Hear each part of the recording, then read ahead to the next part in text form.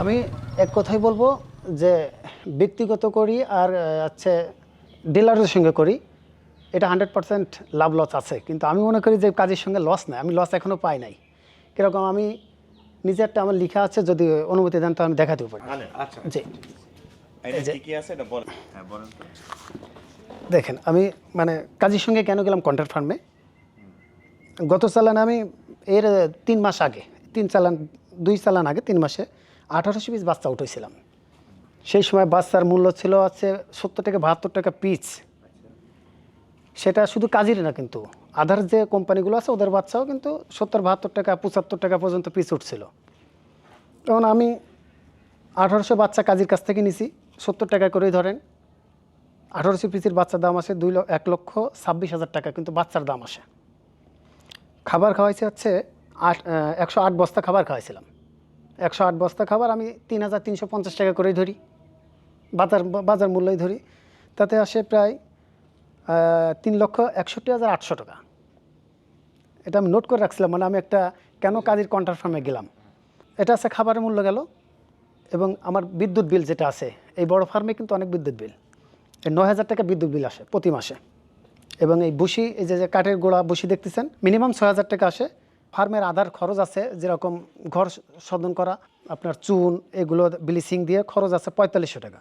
দেখেন টোটাল খরচ আসে হচ্ছে 5,07,300 টাকা, কিন্তু আমার ওই চালানে খরচ ছিল। যদি আমি ব্যক্তিগতভাবে করতাম বাচ্চাটা, আমি যদি কোম্পানির সাথে না যে ডিলার বা অথবা আমি ব্যক্তিগতভাবে করতাম, তাহলে আমার চালান লাগতো এখানে 5,07,300 টাকা। তখন ওই সময় আমার কিন্তু মুরগি সেল হয়েছে আসছে 113 টাকা। 113 টাকা কিন্তু মুরগির বাজার। কিন্তু সেই সময় আমার মুরগি ছিল হচ্ছে 1,760 পিস টিক ছিল, যা হয়েছিল 2 কেজি 100 গ্রাম। মুরগি ভালো হয়েছিল, ফার্স্ট ক্লাস মুরগি হয়েছিল। ওজন হয়েছিল হচ্ছে 1,760 কেজি, 60 পিস মুরগির ওজন হয়েছিল 3,696 কেজি। গুণ দিয়ে দেন 3,696 গুণ 113, 4,17,648 টাকা। মাইনাস দিয়ে দেন 5,07,300 টাকার থেকে 4,17,648 টাকা মাইনাস দিয়ে দেন, 89,652 টাকা আমার লস।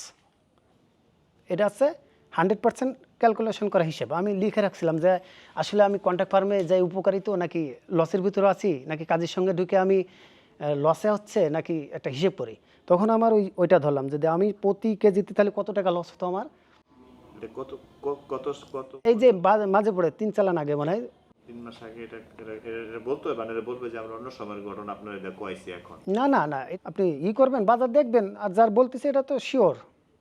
এটা হচ্ছে বাচ্চা ছিল 172 টাকা, 113 টাকা করে মুরগি সেল দিছিলাম। সে কাজী নিক আর বা অন্য নিক। তখন আমি যদি এটা ব্যক্তিগতভাবে করতাম, তাহলে আমার এই টাকাটা লস হতো। 100% মাস্ট বি, এখানে কোনো 2 নম্বরই নাই। বা কাজী যদি কেউ আসে, কাজী চেয়ারম্যান স্যার যদিও আসে, তা আমি হিসাবটা দিয়ে দিতে পারবো। কাজী ওই দিন আমার ফার্মে আমার পিছনে 89,652 টাকা লস করছে, প্লাস আরও ওনার যারা আমাদের মাঠকর্মী আছে, সুপারভাইজার বা অফিসাররা আছে, তাদের তো বেতন আছে। ওটাতে আমি ধরি না, আমি শুধু মুরগির বাচ্চা, খাবার আর আছে এইগুলোই ধরছি। সব বাদ দিয়ে আমার এই যে ফার্ম খরচ বাদ দিয়ে আবার 35,000 টাকা লাভ ছিল।